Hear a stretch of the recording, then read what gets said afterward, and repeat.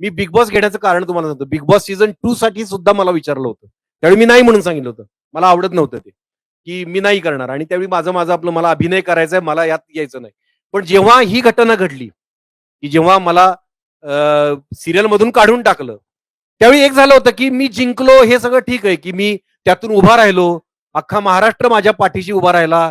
प्रचंड प्रेम मिळालं. पण काही लोक असे होते, ज्यांचे माझ्याविषयी गैरसमज होते. माझ्यावर झालेले आरोप त्यांना खरे वाटत होते. असे काही लोक होते. मला त्यांनाही दाखवून द्यायचं होतं, की खरा मी कसा आहे आणि मलाही दाखवून द्यायचं होतं. मला हे कळत होतं, की तिथे खरा किरण माने लपणार नाही. खरा माणूस लपतच नाही. तुम्ही बिग बॉस सलग बघितलं, तर तुम्हाला त्या माणसाचा पूर्ण स्वभाव कळतो.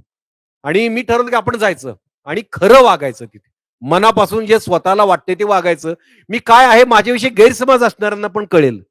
आणि मी तिथे 100 दिवस टिकलो.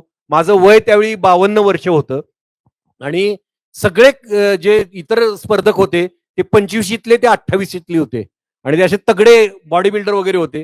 त्यांच्याशी कुस्त्या खेळलो, जिंकलो.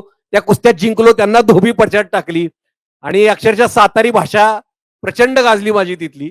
पण ते सगळं अतिशय मनापासून होतं. मला जाणवलं, की तिथून आल्यानंतर बऱ्याच जणांचं माझ्याविषयीचं मत बदललं. ज्यांचं वाईट मत होतं, त्यांचं बदललं. ज्यांचं चांगलं मत होतं, ते आणखीन माझ्यावर प्रेम करायला लागले.